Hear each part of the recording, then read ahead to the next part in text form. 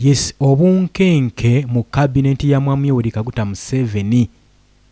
Kiki ekigisuza ng'ekukunadde nga tebeebase. Nagambye oli ku Yugi Update TV kosinzidde okuba ng'otuwuliriza. Kakati no walabiseewo obunkenke eri gavumenti ya Mwami Yoweri Kaguta Museveni tumuhabulwa. Kigambibwa nti ssaawa zino ali mu mbeera mbi era ne kabinenti bye bagenda mu maaso n'okubanga basattira. Lwaki?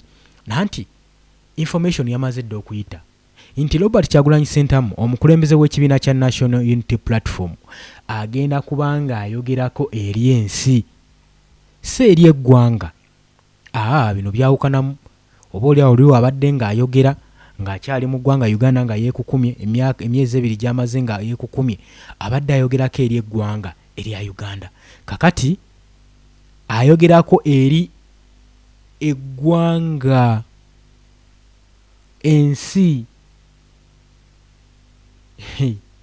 Kigambibwa nti omukulembeze w'ekibiina kya National Platform bukyanga atandika lugendo lwe olw'okutalaga olw'okufuluma eggwanga Uganda okugenda mu exile. Za achievements zagenda maaso n'okukola atandise okubanga agenda mu progress processinga achievements ze ebigendererwa bye olutambi yagala duwunzika. Era mawulire si malungi eri Mwami Yoweri Kaguta Museveni tumuhabulwa saako ne be cabinet ministers be. Oluvannyuma lw'okukabatema nti Robert Kyagulanyi Ssentamu agenda kubeera nga ayogerako eri ensi ku nsonga za demokrasiya era agenda kuba nga atendinga mu Washington DC Public Town Hall.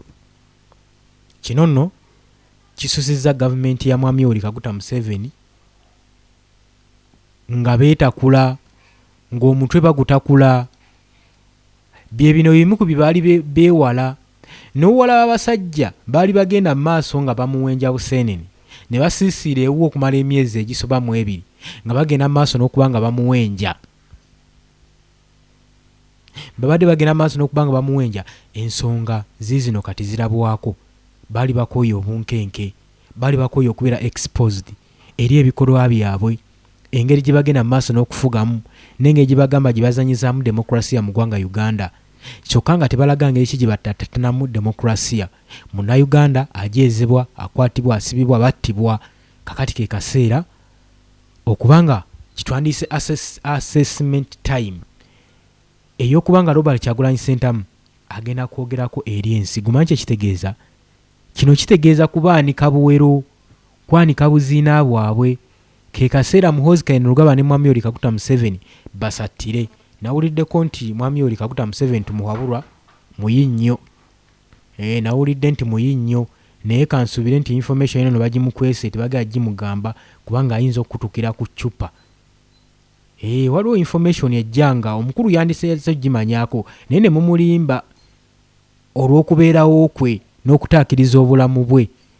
Singa gwe kikyo wandikoze kakimanyi wa cabinet ministers be kino bagenda kyesigaliza. Bagenda kyesigaliza tebagenda kubanga bakyogera omukulu asobole okubanga akuba ku matu kubanga n'amala akiwulira ssaawa zino aba yamazeemu dda. Bino bye bimu ku bimuleetedde okubanga abeera mu mbeera eyo Robert Kyagulanyi Ssentamu. Kigambibwa nti teriyo mwaka oba kisanja gavumenti yali ekozesezza ssente za mubi wa musolo n'ezimansamyansa n'eziyiwaayiwa ng'egezaako kulwanyisa opposition. Kibadde tekibangawo n'ekirabiseewo. Kakati kino kibatiisa nnyo nti omusajja ye ssente z'omubi w'omusolo, eggwanga kati going into economic crisis olw'essente z'omubi w'omusolo ezandigenze ku funds endala eziyamba eggwanga ezandikulaakulanyiza eggwanga yaziteekawo ng'ayiga Robert Kyagulanyi Ssentamu ng'agulirira abantu abava eri ne bamulimba. Kakati omutwe gutandise obbatakula, omutwe gubaluma olw'ensonga nti ssente zonna zibayiyeemu babadde beetangira biseera nga bino singa yakwatibwa. Strategy yaabwe yali nti wamala okuva mu kalulu mu kulonda akwatibwa ateekewe ku house arrest naye bagenda okyejjuukiriza nga bakuuma lubugo nga Lubaale yafuluka ddaggo omukwano gwange ali eyampuliriza. Kakati amawulire si malungi. Mwami Yoweri Kaguta Museveni tumuhabulwa asula akukunadde olw'engambo zaawulira nti omusajja yamala n'afuluma eggwanga ate takomyako baali bamanyi ekiddirira singa n'afuluma eggwanga olaba bino byonna adde abikola ng'akyali mu ggwanga lye ng'ali ku haidi agenze mu European Parliament agenze mu Geneva Summit akoze exposition ez'enjawulo agenze mu maaso n'okubeera ng'aba exposinga ataddewo okwawukana kwa kabineti ya Mwami Yoweri Kaguta Museveni batandise okwerumangana beevuma balwanagana n'ebigambo beerwanyisa lwa muntu ogwo omu Robert Kyagulanyi Ssentamu kati olowooza ki ekiddirira kiyamaze dda okufuluka kyekino kye bayita okufuluka enswa okufuluka mu kiswa kiba kyeraliikiriza naye enswa wefuluka mu kiswa ebinyonyi bitandika okweyagala mu bbanga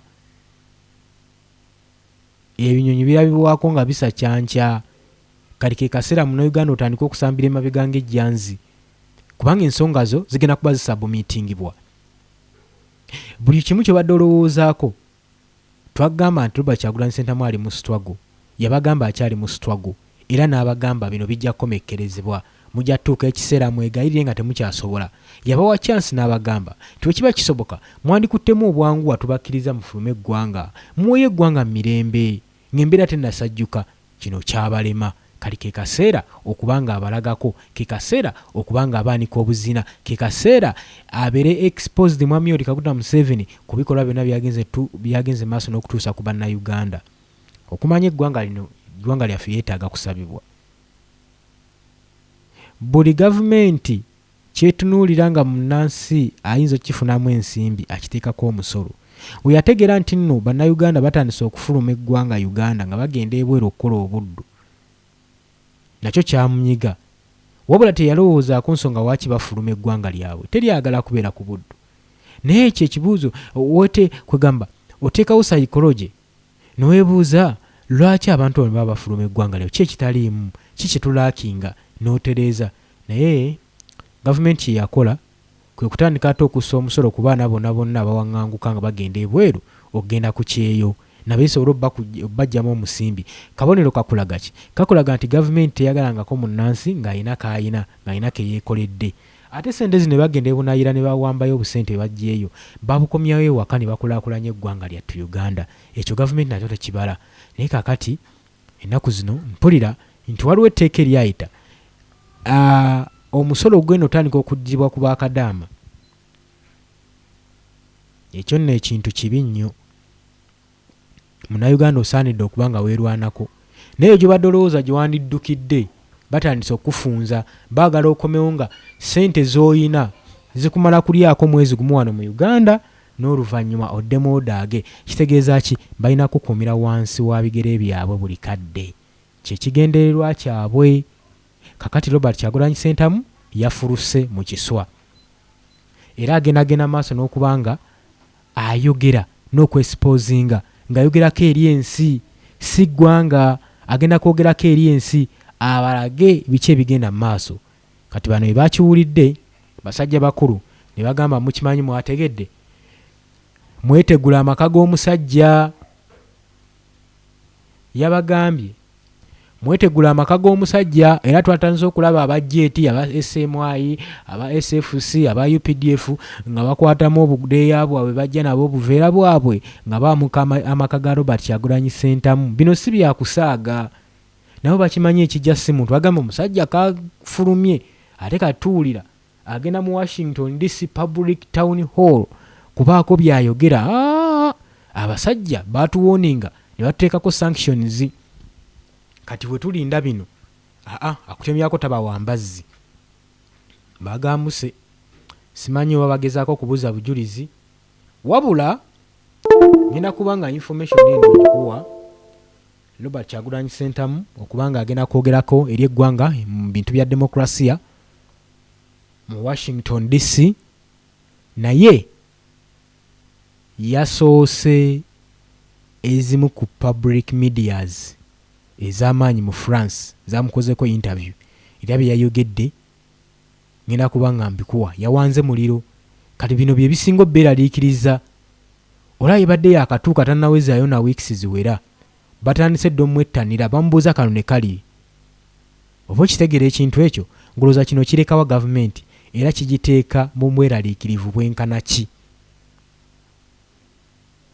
Nga sinnabanga kubatwala mu information, mu full information ku Robert Kyagulanyi Ssentamu by'asuubira okwogera na byagenda okwogera ne gyayitiddwa na lunaku kisaawa mmeka mulindwa.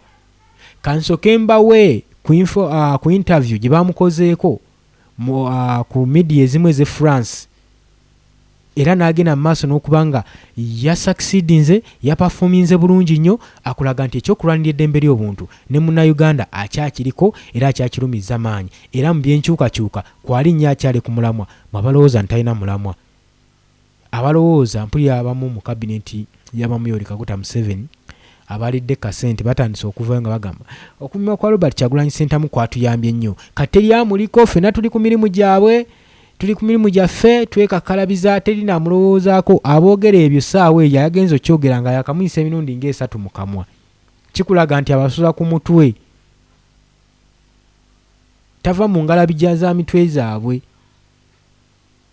Bagenda mu maaso n'okubeera nga bawanda muliro, nga balaga nga bali less concerned about Bobi Wine, oba yagenze mu exile oba tiyagenze tebibakwatako. Naye nga ne mu maka ge badde bagumbyeyo bagamba tebamunoonya.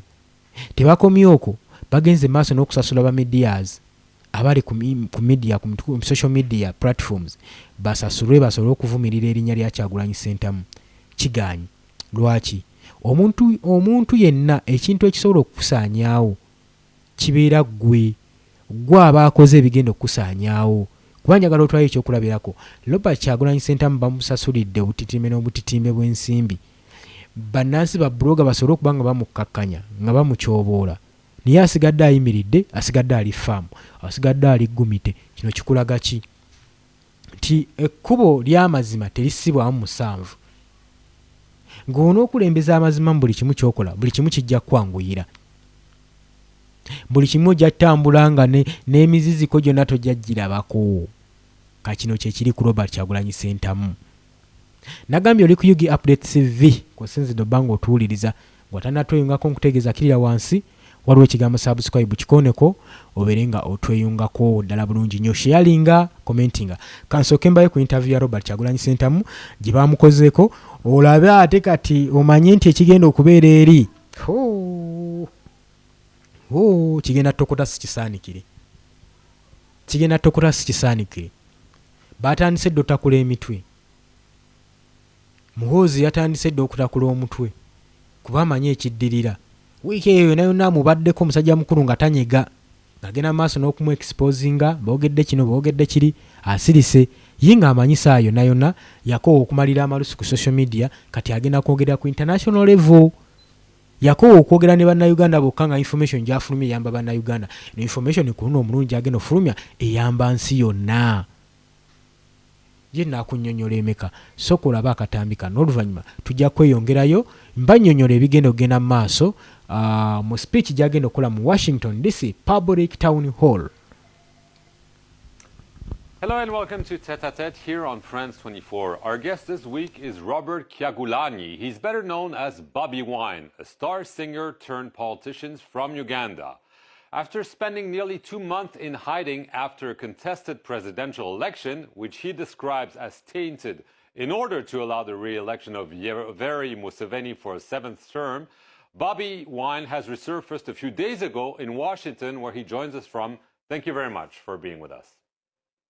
Thank you for having me, Mark, and good morning or good afternoon or good evening.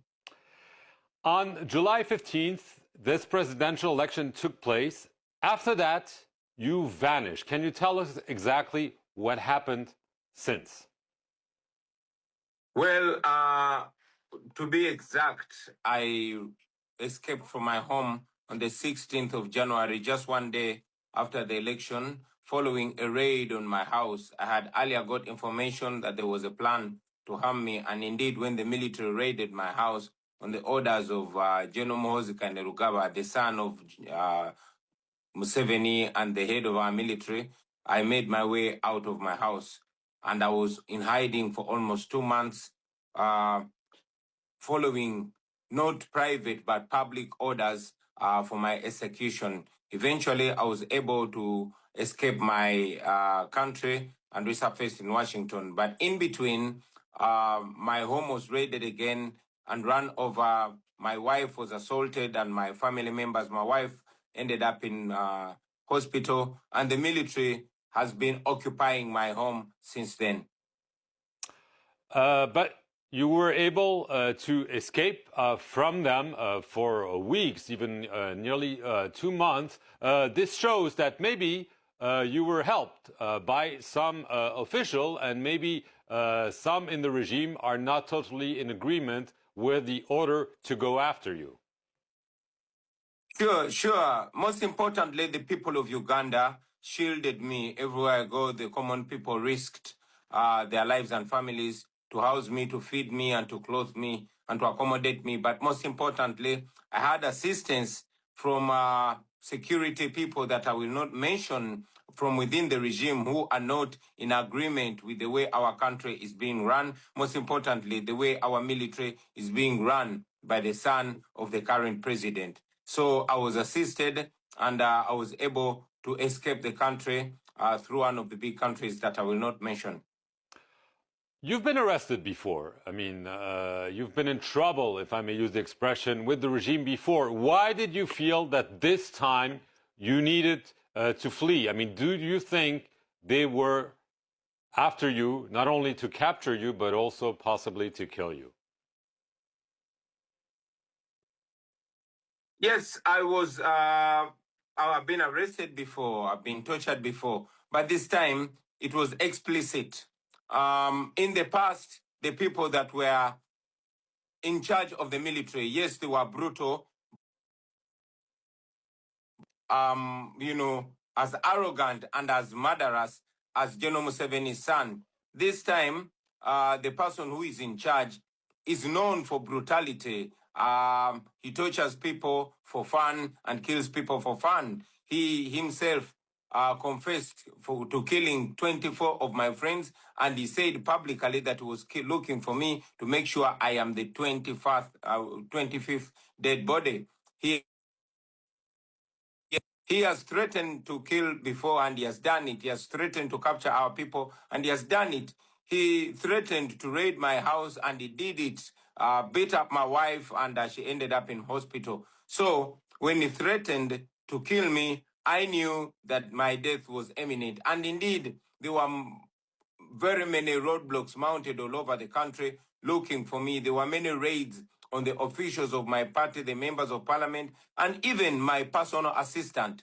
His house was raided, and his wife was abducted. Up to now, the wife of Sheriff Naja, my personal assistant, is missing. She was picked up from the military, from the house by the military, and this was on camera. And up to now, she has not been seen again.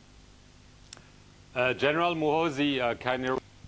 Yes, nga we nkugambye nti Robert Kyagulanyi Ssentamu olwaleero lunaku mulindwa ng'ennaku z'omwezi 26 omwezi guno gwe tulimu ogwokusatu.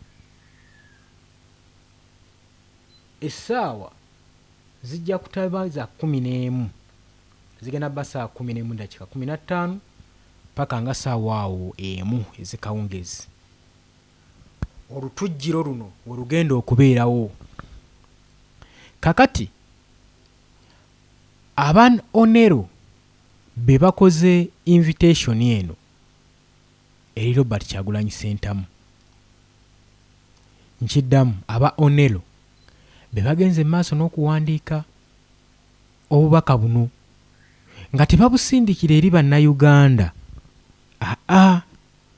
Babusindikira eri eggwanga lisobole okuba nga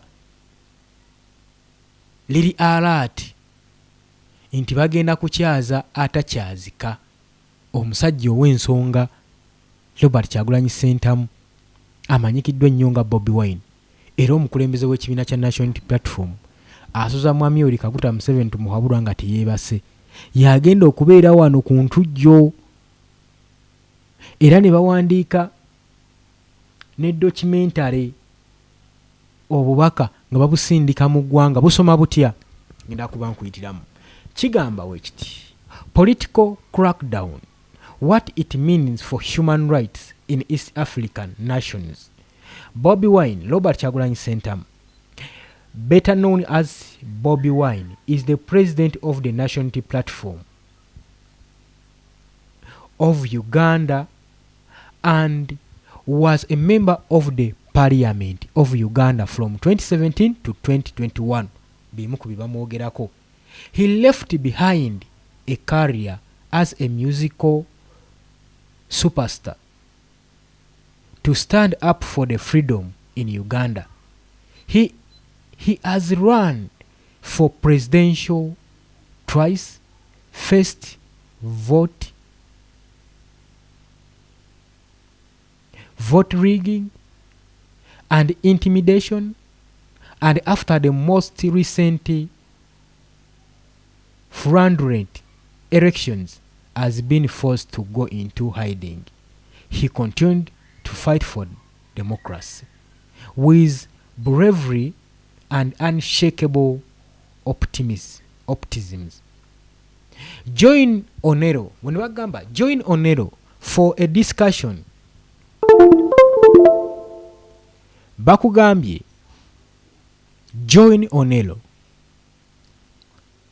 Kamalo bikuteerako naawe ng'obiraba bulungi byenkusomera tulowooza nti nno nabyewandiikidde.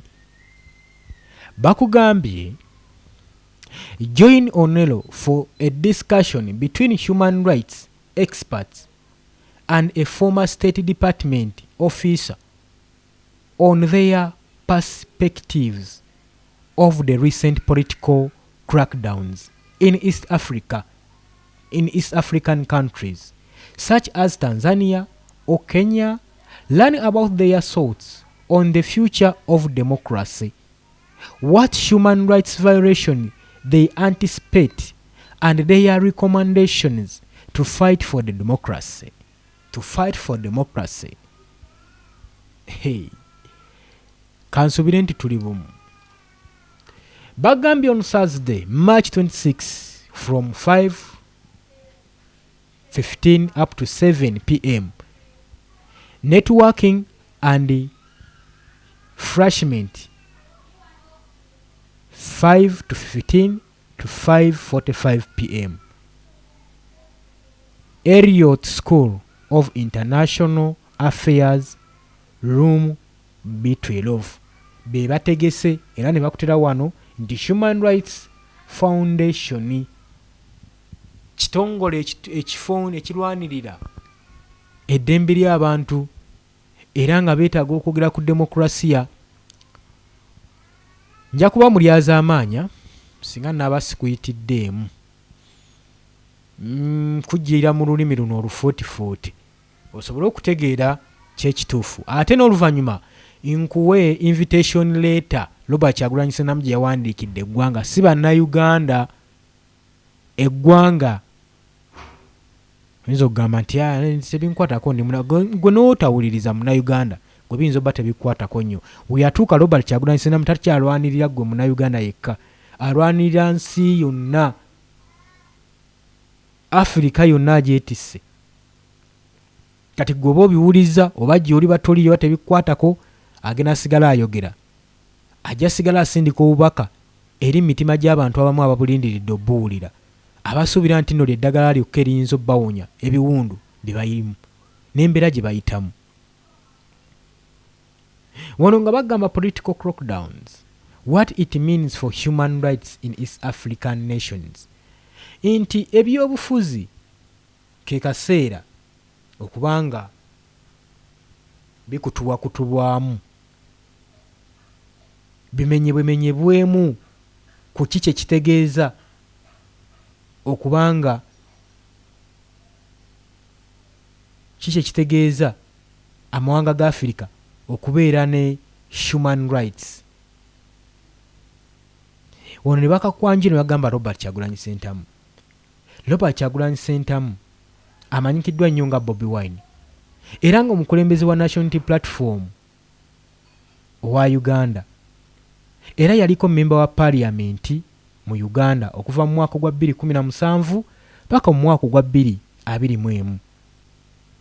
Era bagamba yerekereza buli kimu, yerekereza kaaliya ye okugisuula emabega ey'okubeera musical superstar, omuyimbi nakinku, n'asobola okuyimirirawo okulwanirira eddembe ly'abannayuganda.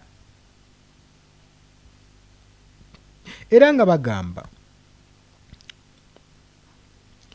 alwanye ekifo ky'okubeera mu kifo ky'obukulembeze bw'eggwanga emirundi ebiri. Muno nno afeesinzeemu ebintu bingi, challenges nnyingi ez'enjawulo, omuli okubbibwa kw'obululu bwe, okumutiisatiisa, mulimu n'okumusibaadde tebakigasseeko, naddala mu kulonda okuyise, era n'okwamuwayiriza kuno kwe kwamuwayiriza n'okwekweka okugenda mu kwekukuma. Newankubadde abadde mu kwekukuma bagamba asigadde ayimiriddewo ku lwa demokurasi n'amagezi saako n'okuba nga tanyeenyezebwa n'omutima ogulwanirira eggwanga lye. Tuli ku Robert Kyagulanyi Ssentamu. Wano ne bagamba nti ogenda kubanga otweyungako ffe nga ba onera okusobola okulaba nga tuteekawo discussion enteeseganya eziri wakati w'eddembe ly'obuntu eriba expert abalwanirira eddembe ly'obuntu. Bagambye between human rights experts, wakati waba expert abakugu bakakensa abategeera okulwanirira eddembe ly'obuntu, saako ne ba former state department, ba officers abagenda okubeera mu bitiibwa byabwe, nabo bagenda kubeerawo, tebajja dutumira mwana. Era banga bagenda kwogera ku byobufuzi ebibaddewo emabegako mu East Africa mu mawanga agatali gamu, okugeza nga Tanzania, Kenya sako ne Uganda. Biki ebibaddewo, biki bibayiseemu? Bakugamba nti yiga endowooza zaabwe osobole ng'ozitegeera, otegeere amagenda gaabwe eby'emu maaso gaabwe ku demokurasiya. Ki kye balina ekiddako ku kyokulwanira eddembe ly'obuntu n'okutongoza demokurasiya mu mawanga ago. Era nga bagamba nti ki kye balina kye bagenda okurepresentinga mu kyokulwanira eddembe ly'obuntu, era ki kye bagenda okulikomendinga, recommendation zaabwe ziri ki kye bagenda obatera ku mmeeza kye bazzaako okulwanira demokurasiya. Ne bagamba ku lunaku olwokuna omwezi guno ogwokusatu, ennaku z'omwezi 26, okuva ku ssaawa 11 mpaka n'eddakiika 15 mpaka ssaawa 1 ez'ekawungeezi. Era bakugamba nti nno olutuula luno we lugenda okubeerawo. Kakati nno ebadde ebbaluwa eva mu kitongole kino Robert Kyagulanyi Ssentamu gy'agenda okubeera ng'ayogerera mu Washington DC. Kati ye kabaka Robert Kyagulanyi Ssentamu ate naye n'avaayo n'akakwanjulira mu butongole. Atya kati wuliriza gwe Munnayuganda ajja kuba akulyazaamaanyiza nnyo, abamuyinza okwekasa nti yatuyita. Kakati kino nno ebbaluwa gye yawandiise eno egenze maaso n'okuba nga ebobbya gavumenti omutwe. Mwami Yoweri Kaguta Museveni gyali yonna asiba bikutuka, bakanyamuteekako kipa z'amazzi balabe ng'akuba ku matu, kubanga ate kisingako n'asigala ng'akyali eyo dhani okulya nti Robert Kyagulanyi Ssentamu ate bamuyise agenda kubaako ne byayogera. Olowooza kinaawulika katya mu matu go? Omusajja anadde engulu, tuwulira nti muyi, embeera gy'alimu si nnungi, singa n'afuna akaamaka n'anadde engulu. Kakati Robert Kyagulanyi Ssentamu awandiise invitation, era ng'egamba bwete, invitation to President Bobi Wine, Washington DC Public Town Hall meeting hosted by Nelo Institute.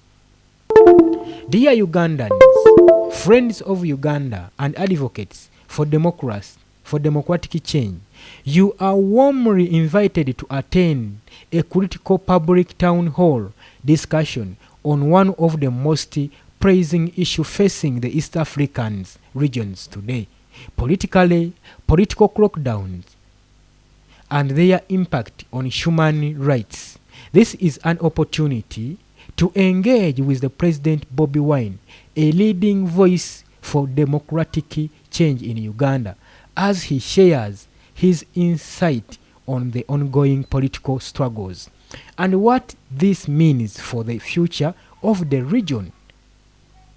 Date March 26, 2026. Time 5 to 15 to 7 p.m. Venue Elliott School of International Affairs, Lomo B12.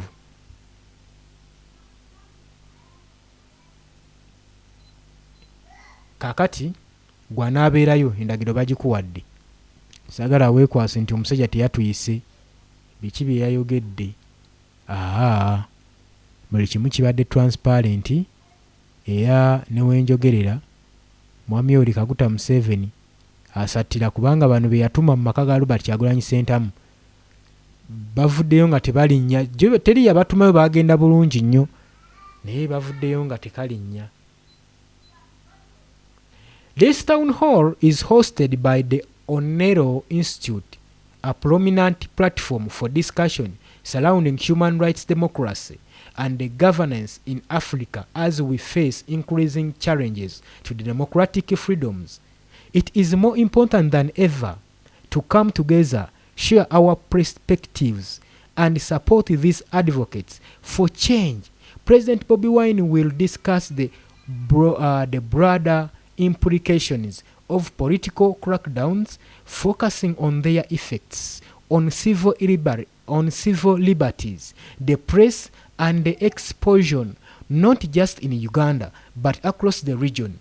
The event will also provide the space for dialogues, offering the public a chance to ask questions, raising concern, and contribute to the ongoing conversation on how we can foster peace, justice, and human rights in East Africa.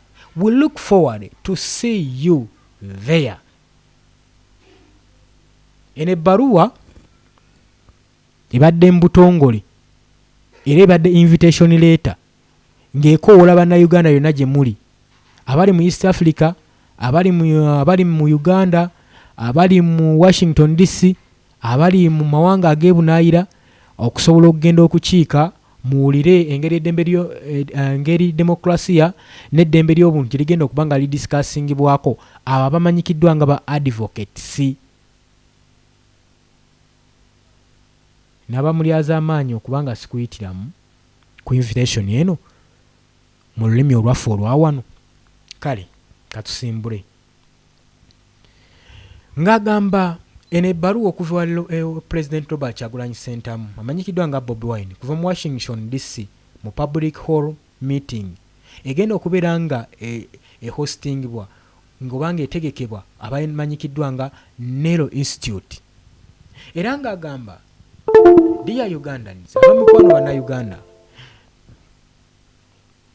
namwenna bannayuganda, namwenna bwenna ba advocates aboogera ku nsonga za demokrasiya ku nkyukakyuka, mwaniriziddwa okukiika mu public town hall ewagenda okubeera enteeseganya ezimu ku ezo ezigenda mu maaso n'okuba nga ziraizinga ensonga semasonga, ensonga ezigenda mu maaso n'okufeesinga oba okufeesingirwa mu region zonna mu East Africa olunaku olwaleero, omuli ebyobufuzi ebimenyefumenyefu saako ne impacts ebibi ebigenda mu maaso ku human rights.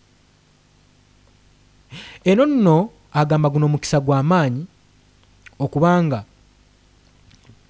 Robert Kyagulanyi Ssentamu agenda kubanga engejinga ensonga zino, era agenda kubeera nga leading voice yagenda okukulemberamu ba advocates mu democratic change mu Uganda, mu kuteekawo enkyukakyuka ya demokrasiya mu Uganda, nga ye abakiikirira mu kukyusa demokrasiya n'okulwanira eddembe ly'obuntu mu Uganda, era ng'agenda mu maaso n'okubanga agabanyaamu endaba ye ku bigenda mu maaso ku political struggles, ku kulafuubana kw'ebyobufuzi okugenda mu maaso mu Uganda. Era kino kitegeeza kinene nnyo ku future y'eggwanga lyattu Uganda ku ebigenda mu maaso era bino ebigenda okuteesebwako bya mugaso nnyo eri mu future yaffe eri mu biseera byaffe ebijja mu maaso eri mu Uganda. Ng'ennaku z'omwezi 26 omwaka guno gwe tulimu lunaku lujja kuba Lwakuna. Ekifo bagambye bagenda kubeera ali ku Elliott School of International Affairs Room B12. Jjukira eno institute yatandikibwawo mu mwaka gwa 1957 mu Washington DC. Kaakati Robert Kyagulanyi Ssentamu gyagenda okuba nga akiika. Bagamba Town Hall eyakyazizza Onero Institute. Town Hall eyakyazizza Onero Institute. Tukyagenda mu maaso ng'okyoba okola sharing nga busharinze video. Eno platform egenda okubeera ng'esurroundinga ng'ediscussinga human rights, demokrasiya saako n'obufuzi mu Africa. Era nga tugenda mu maaso n'okubanga mu kaseera kano tukimanyi bulungi Africa waliwo challenges nyingi zibayitamu mu kulwanirira eddembe ly'obuntu mu democratic freedom. Kya mugaso nnyo okubanga tuvaayo ffenna wamu okusharinga obuvunaanyizibwa endowooza zaffe n'okusapootinga aboogezi b'enkyukakyuka. President Bobi Wine ajja kuba nga discussinga tukimanyi bulungi nnyo ku implications eziri mu byobufuzi ebimenyefu mu ggwanga lyattu Uganda. Era ng'agenda kufokasinga ku efforts ku civil liberties. Ajja kuba ayogera nnyo ku by'eddembe. Ajja kuba ayogera ku press and free exposure. Si ku Uganda yokka nedda wabula n'okwetoolwa regions zonna mu Africa. Era bagamba event eno ejja providingawo space, ejja kuwa omukisa, ejja teekawo omwaganya abo bonna abanaayagala okufalinga bajja bofalinga chances, public chance okubuuza ebibuuzo byonna bye baagala mu discussion eno. Era kiteekewo omwaganya ocontributinga ideas ku conversation eno, engeri gyeyinza okubeera ng'ereetamu emirembe n'obwenkanya n'okulwanira eddembe ly'obuntu mu East Africa. Kati ensonga ezo ziwulidde bulungi nnyo.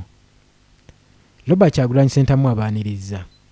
Era nsuubira abali mu Washington DC mugenda kukiika mubeerenga ba representative baffe okusobola okulaba nga muyimirira wamu, nga muyimirira faamu n'omukulembeze w'ekibiina kya National Platform Robert Kyagulanyi Ssentamu okusobola okulaba nga alwanirira eddembe ly'omunnayuganda. Nno si byangu tobitwala nga byakubalaata. Tulabye ng'eddembe ly'obuntu lirinyirirwa nnyo naddala mu kalulu k'omwaka oguwedde. Bannansi baakubibwa emiggo, si bannamawulire, si balonzi, si ba ministers, si ba presidential candidate. Abamu tebabaganya na kutuuka mu maka gaabwe. Abamu abakulembeze b'ebibiina ebivuganya gavumenti baawambibwa. Ne kaakati abamu tebannalabikako. N'oluvannyuma gavumenti evaayo ng'ebeegaana tebamanyikiddwako mayitire. Tetumanyi oba baafa baabatta oba bakyaliyo. Nga gavumenti ekyagenda mu maaso n'okukuma aba political prisoners abatalina musango byandibadde lirizinga. Ensonga eno eri tense eteekeddwa okubeera nga yamuggundo okudisikasingako. Kwegamba muwanga gatemere wamu omwaganya okusobola okulaba nga bataakiriza bannayuganda abatalina musango, saako ne mawanga amalala ba political prisoners abagenda mu maaso n'okuvva olw'eddembe lyabwe olw'okuba nti bagedde ku bigenda mu maaso mu bukyamu mu ggwanga lyabwe. So bagenda mu maaso n'okuvumirira eno ensonga.